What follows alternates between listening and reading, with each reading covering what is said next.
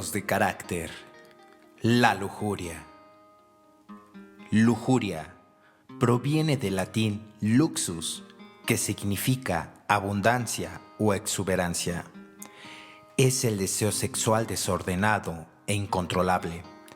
Existe un sentido no sexual de la lujuria que se refiere a un deseo apasionado de algo. Sus sinónimos pueden ser lascivia, asimilable a lujuria, que es el apetito o deseo excesivo de placeres sexuales. La lujuria, en contraposición con las conductas sexuales consideradas normales o aceptadas socialmente, se manifiesta como la exacerbación, desorden o falta de control de los deseos sexuales que se manifiestan en lo que podrían calificarse como conducta sexual patológica. La consideración legal, ética y moral de los comportamientos considerados lujuriosos tienen características personales y sociales. Así, hay que distinguir el comportamiento sexual humano que puede considerarse delito, como en general en los países el adulterio, la prostitución, pornografía, etc., de aquellos comportamientos sexuales individuales o colectivos que pueden practicarse legalmente y pueden ser considerados inadecuados o lujuriosos por otros individuos. En general, los comportamientos lujuriosos tienen la exacerbación y el descontrol sexual como característica fundamental que pueden manifestarse en cualquier comportamiento. La lujuria en la religión, en general, la moral sexual religiosa, es muy restrictiva en el comportamiento sexual humano considerado aceptable. Así califican muchas prácticas y comportamientos sexuales como desordenados y lujuriosos. Sin embargo, muchas religiones tenían y tienen deidades de la lujuria, a veces del amor y la belleza, sin que fueran moralmente reprobables. Las deidades de la lujuria. Los siguientes dioses del sexo, el amor y la lujuria de distintas culturas, mitologías y religiones son los siguientes. Afrodita, que proviene de la mitología griega y es la diosa del amor, la lujuria, la belleza y la reproducción. Anuket, mitología egipcia, diosa del Nilo y también diosa de la lujuria. Cupido, mitología romana, dios del deseo amoroso, también llamado amor, hijo de Venus y Marte, equivalente al griego Eros. Para la Iglesia Católica Romana, la lujuria es un pecado capital.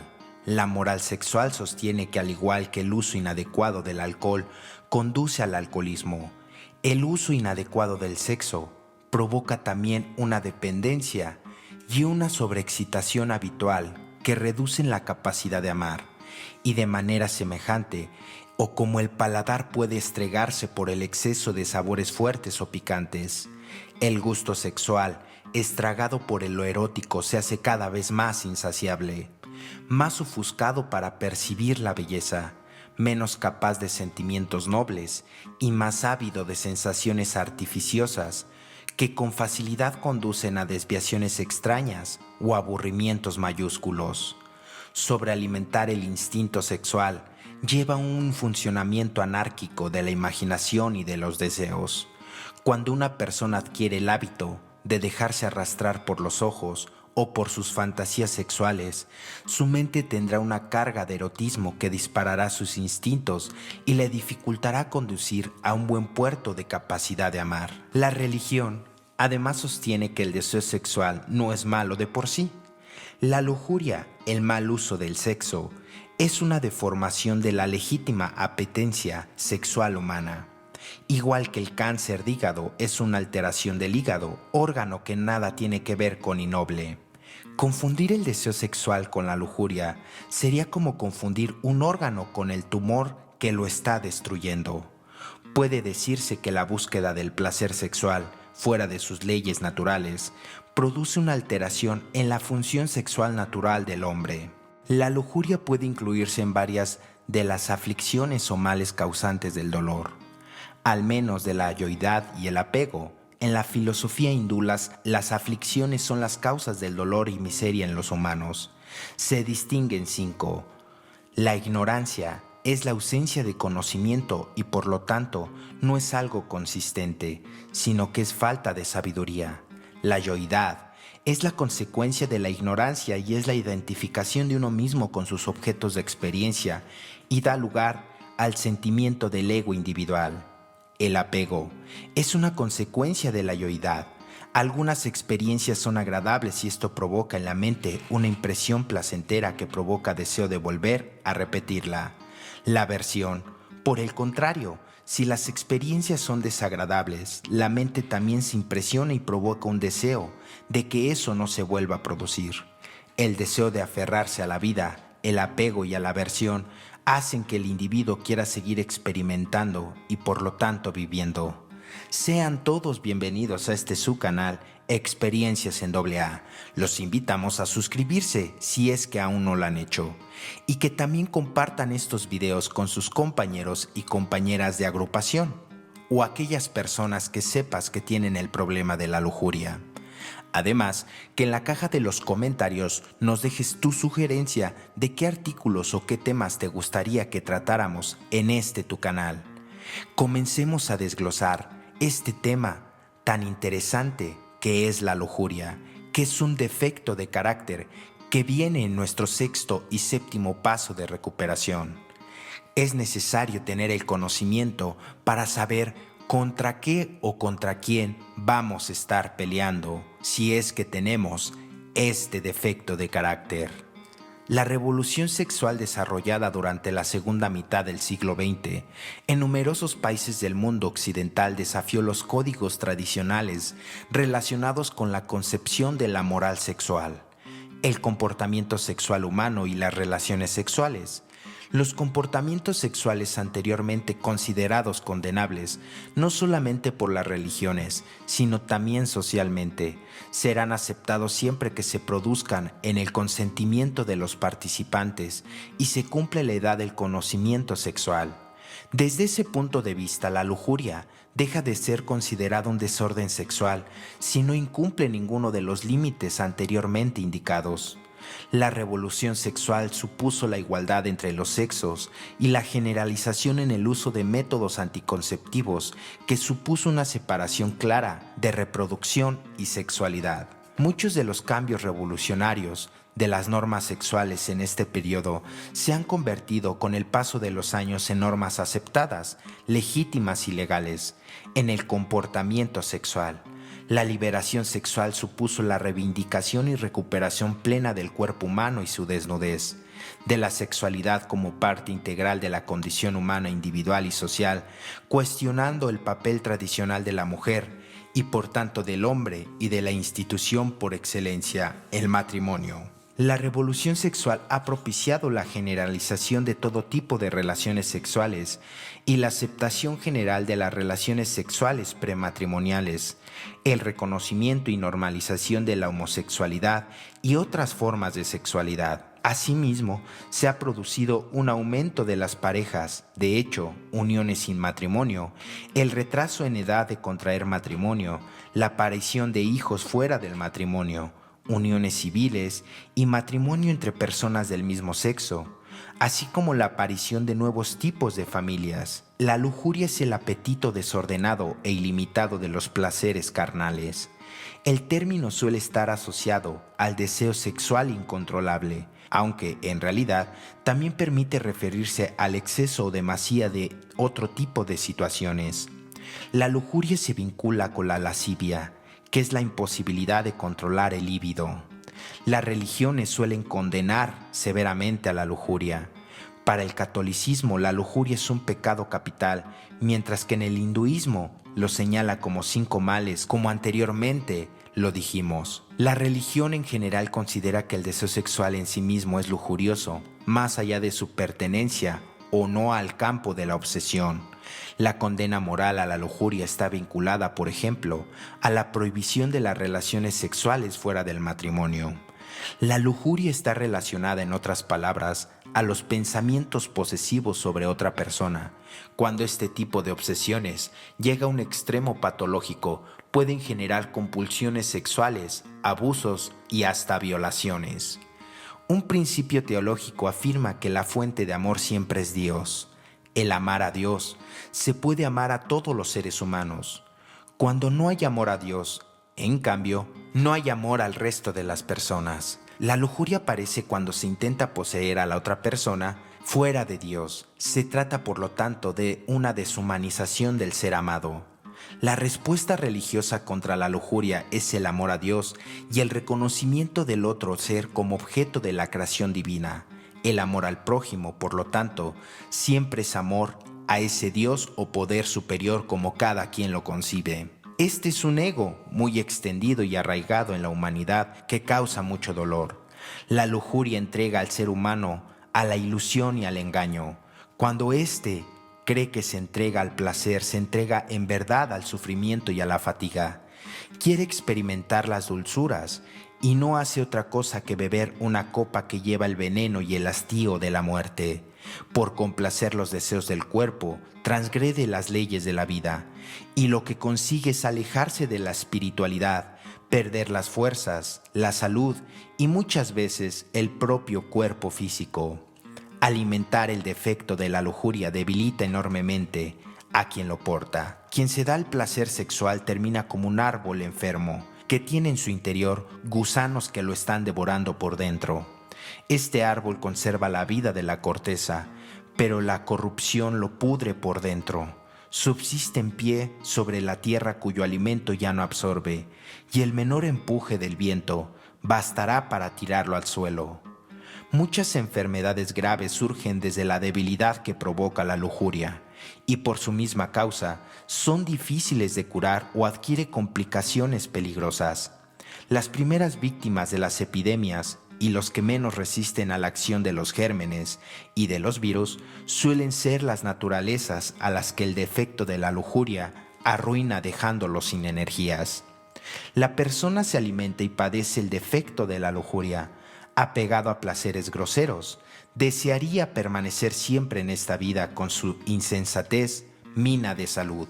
Se atrae dolor y en muchas ocasiones una muerte prematura. Aunque se dice que los defectos sexuales son los más materiales, la verdad es que producen mucho daño en el alma. Cuando se alimenta la lujuria, se resienten los sentimientos, la memoria, la imaginación y todas las capacidades intelectivas. Entonces, el ser humano solo se desenvuelve con soltura en lo que atañe a los sentidos y suele sentir el mayor rechazo a la vida espiritual. La aplicación al estudio, la atención, reflexión, trabajo e intelectualmente resumen todo lo que supone el trabajo y esfuerzo, causan horror al alma disipada. Por otro lado, sus recuerdos e imaginaciones lascivas, las más inoportunas, las distrae a pesar de que se encuentre ocupada en los asuntos más importantes. La mente inquieta y perturbada en todo momento se encuentra imposibilitada para realizar toda labor intelectual de alguna importancia, para llevar a cabo todo trabajo que conlleve cierto sacrificio o incluso la más ligera molestia. La estupidez y la demencia son, en muchas ocasiones, el resultado de la lujuria. Pero todas estas debilidades y enfermedades no se limitan a acosar a quienes las provocan, sino que pasan a su descendencia y perpetúa en ella a la degeneración. Muchas veces, los instintos naturales, en este caso el instinto sexual, arrastran al ser humano a la equivocación porque existe además una acción de incentivos que vienen de fuera. Son excitantes refinados con los que se satura todo el ámbito de lo sexual.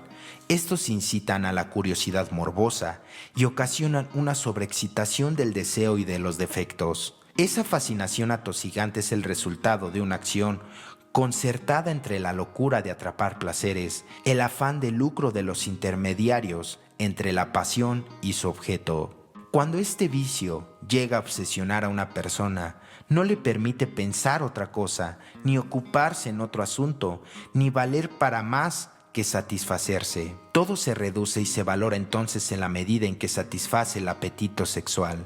Se salta por encima de lo más venerable y se hacen las cosas más sorprendentes y nefastas para alcanzar el objeto del anhelo. Cuando la lujuria lo necesita, El avaro se vuelve pródigo, el soberbio se humilla, el iracundo se amansa y el ambicioso renuncia a la posición y a la fama.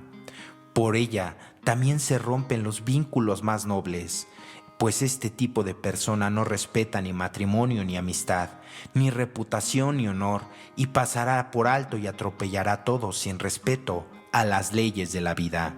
Los otros defectos descubren rasgos característicos que son peculiares, pero la lujuria forma un conjunto enorme de desgracias y de maldad.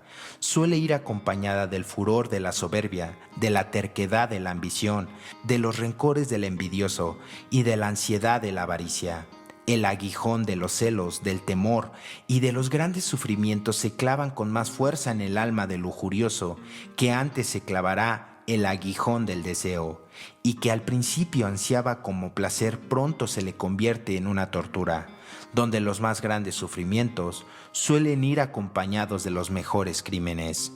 Ningún otro tipo de defecto se alimenta con objetos menos duraderos y más inestables. La persona lujuriosa revolotea, inquieta de flor en flor, y lo que un día le causa deseo, al día siguiente le produce tedio y disgusto. Además, si se ata a otra persona, sufre lo indecible debido a sus caprichos y sus ardientes deseos. El ardor de este deseo solo se apaga para volver a encenderse. Se llegará al cansancio, pero no a que se harte la persona. Se acabarán las fuerzas, pero no el deseo. Es una ilusión con la que el defecto intenta engañar y que a muchos seduce, la de creer que lograrlo el deseo quedará el anhelo satisfecho y acabará por sí mismo. Cuanto más alimenta el defecto de la lujuria, más vida cobra y energías posee. Si llega un momento en el que la persona sometida por este vicio no puede llevarlo a cabo, se complace y se pierde en sus representaciones mentales y recuerdos, alimentando al monstruo de una manera en la que se pierden sus capacidades. Pero, aunque esto no fuera así, una cosa es dejar de alimentar el defecto y otra muy distinta es arrepentirse de haberlo alimentado. Hastiado, aburrido, pérdida de salud y la honra, desengaño, con el corazón seco, sufriendo lo indecible y el alma amargada, el vicioso se apartará de la lujuria, donde buscó la felicidad y el placer y encontró que cada día era una noche más oscura. La lujuria separa al ser humano de la vida espiritual. Si éste no es consciente de su situación y la obra apropiadamente, y de la misma manera que por lo común acorta la vida del cuerpo, ciega también los ojos del espíritu. Una mirada obsesionada en el cuerpo y que se recrea desordenadamente en él no puede resistir el resplandor de la luz. Sin embargo, hay momentos en los que la persona se alimenta la lujuria y ve su realidad, y la vocecilla de su conciencia, que constantemente sofocada, se hace oír. En esos instantes de fascinación y el engaño de los sentidos se disipa y puede escoger entre seguir acallando su conciencia o entrar en el camino espiritual. Pero se suele escoger poco esta segunda opción, y lo que ocurre en esta situación es que el libertino se vuelve airado contra su propia conciencia y contra la espiritualidad e intenta ahogar la voz de su conciencia con el ruido y la algaraza de la vida frívola y superficial. Entonces puede hundirse en los mayores tormentos y ultrajes de la propia naturaleza.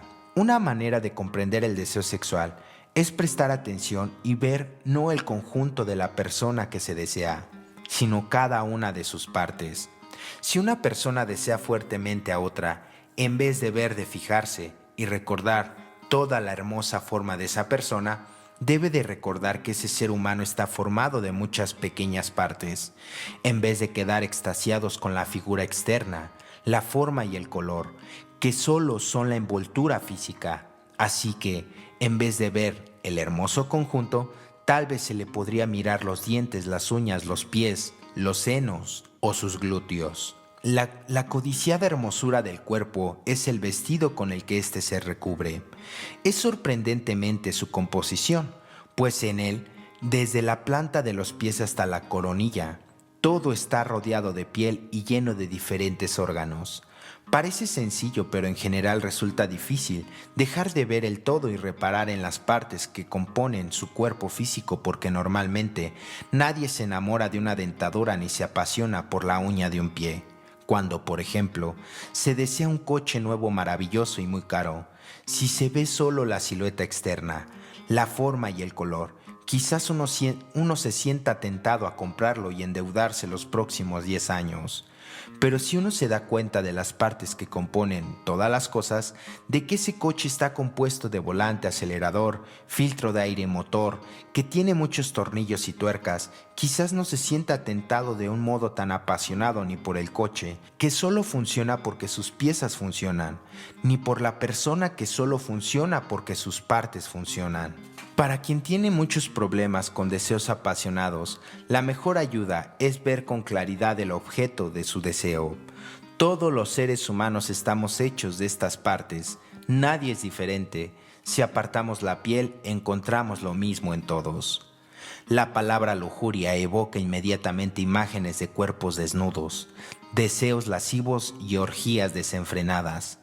Tal vez porque nos hemos quedado estancados en la primera acepción de la palabra, que es el apetito desordenado de los deleites carnales. No es de extrañar, en el antiguo estudio obligatorio se decía al hablar de las virtudes correspondientes a los pecados capitales contra la lujuria, es la castidad.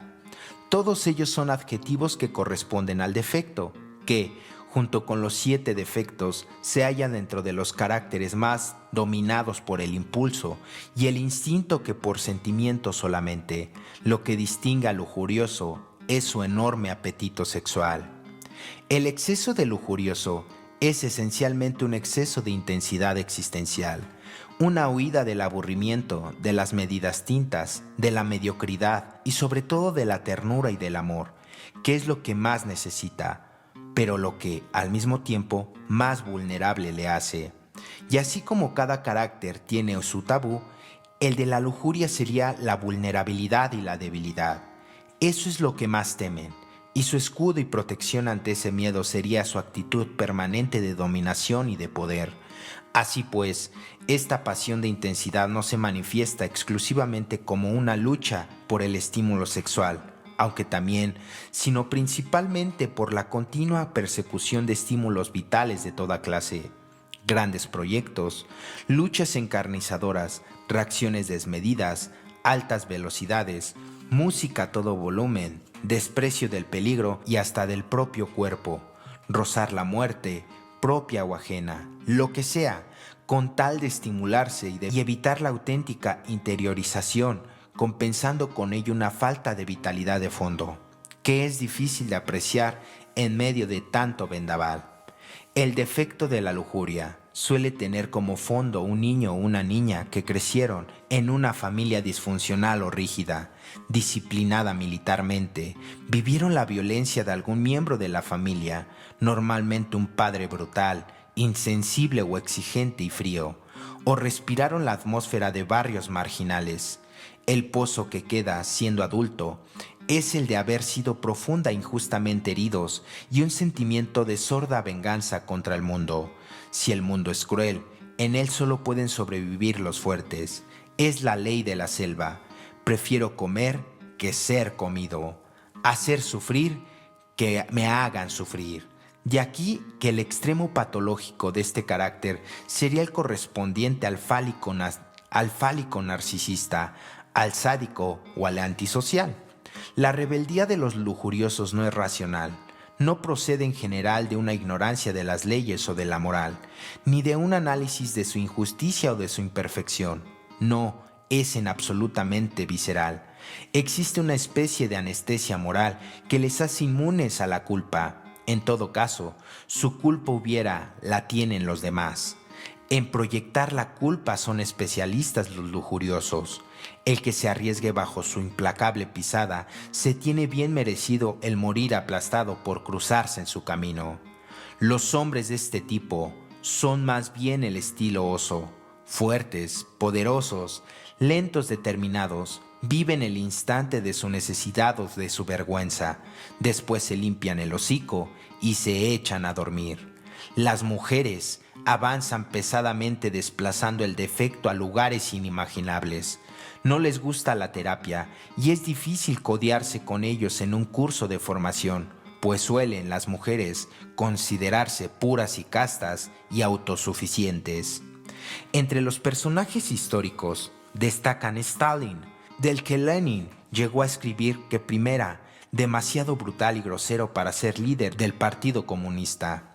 Enrique VIII, que puso su poder al servicio de su satisfacción personal, se divorció y ajustició a sus esposas a conveniencia. Entre los lujuriosos más evolucionados, Marx o Garibaldi promovieron otro tipo de revolución, motivados por el amor y el idealismo antes que por el odio o la pasión personal de poder. El célebre Rasputin, que significa libertino, instituyó un culto religioso en el que la promiscuidad sexual se utilizaba con fines espirituales, en un auténtico intento de transmutar la lujuria.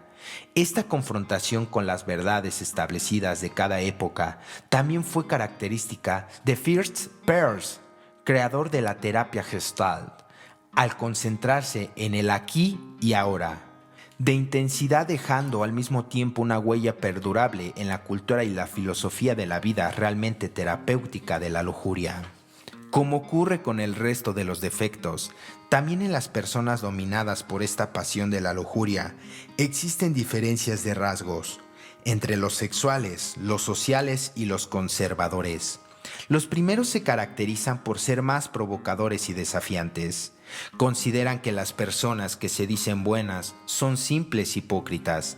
Tienden a tiranizar a los que rodean, a los que han seducido previamente con su energía avasalladora y su palabra determinante. También es posible que lo hagan con su conceptualización brillante, construida con síntesis de lecturas, experiencias personales y observaciones perspicaces de los fallos y debilidades de los demás. No es extraño encontrar padrinos y madrinas de este rasgo que mantengan sucesivas relaciones sexuales con ahijados o ahijadas bajo el manto justificativo de iniciaciones sugeridas o de estar buscando el rostro del amado o el arquetipo masculino detrás de cada relación. Los sociales suelen ser más hedonistas y tienden a aprovecharse del otro de un modo más mercantilista. Al ser algo más moralistas, hasta el punto de parecer puritanos, casi no parecen estar dominados por la lujuria.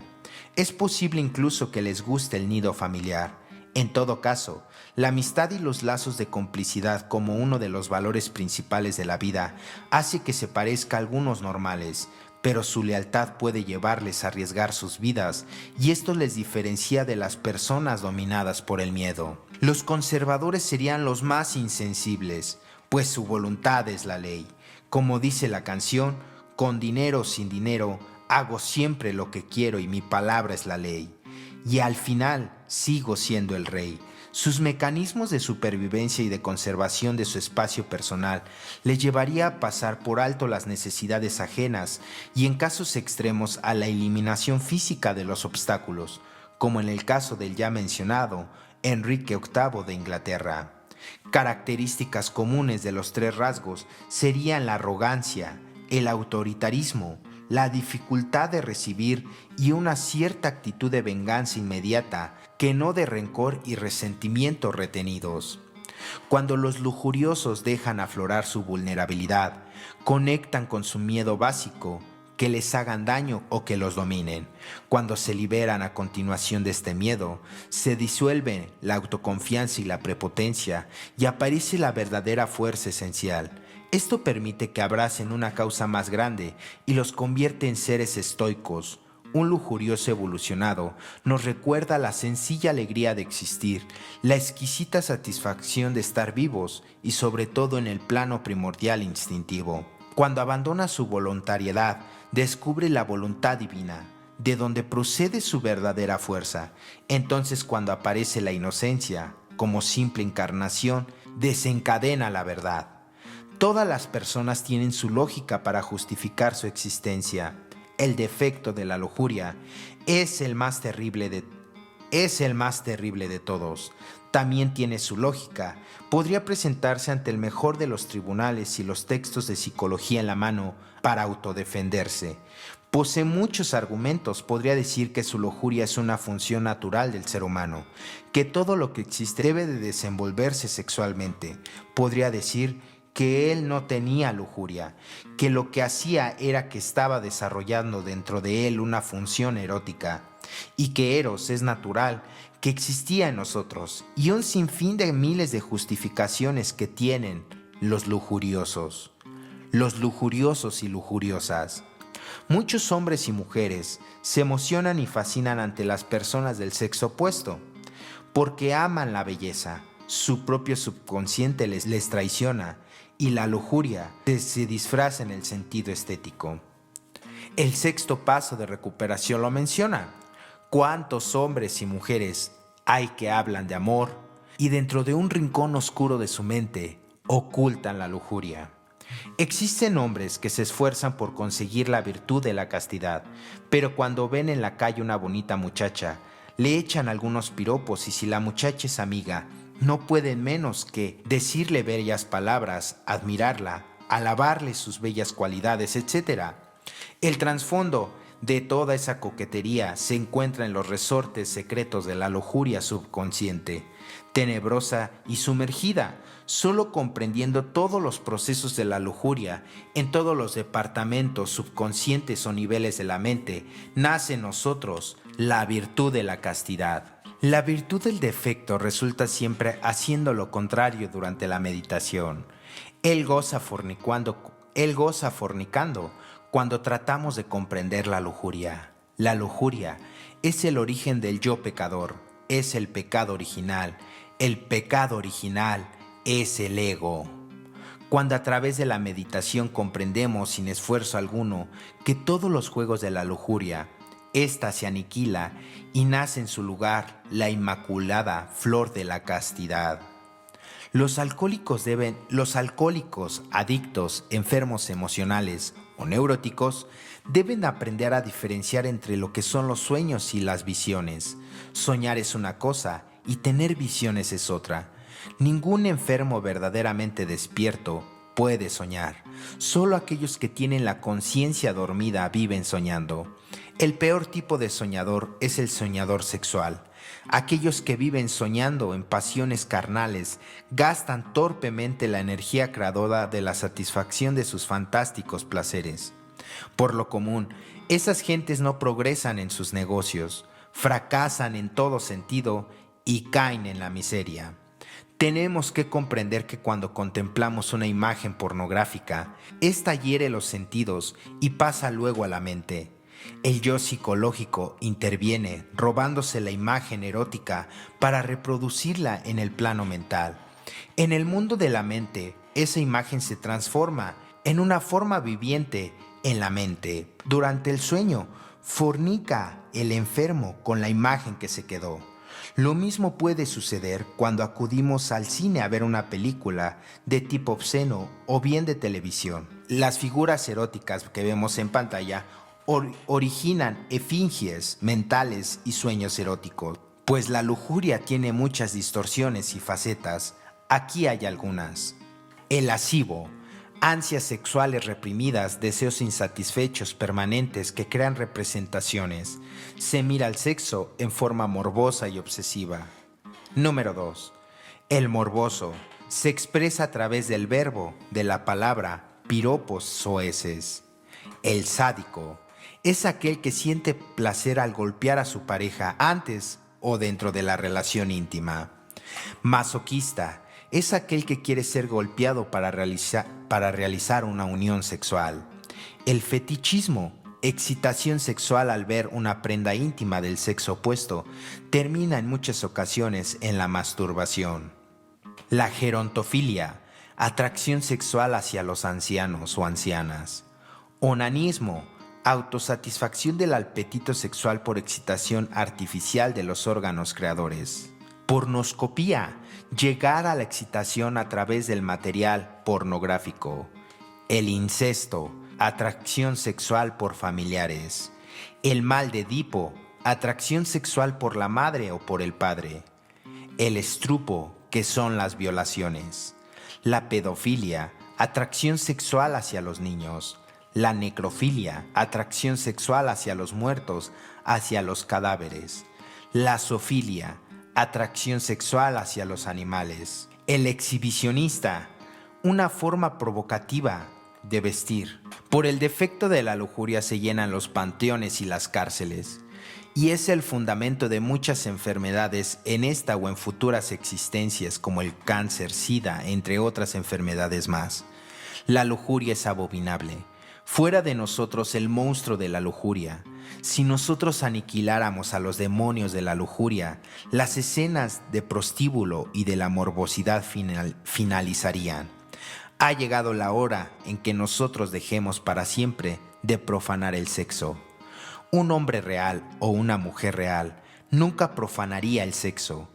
Un hombre real y una mujer real sabe que el sexo es sagrado, sabe que es una fuerza maravillosa que puso en existencia el universo, sabe que el día que dejara de fluir la energía sexual en la naturaleza, las plantas dejarían de reproducirse, los animales no se reproducirían más, desaparecería todo lo que existe, la tierra se convertiría en un desierto.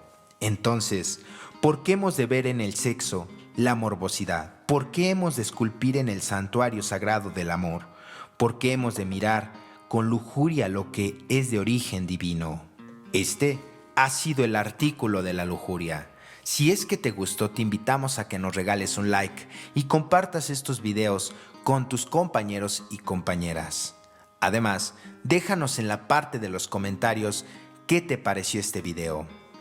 Sigue viendo y sigue escuchando más audios para que tengas más conocimiento sobre tu enfermedad. Felices 24 horas y hasta la próxima.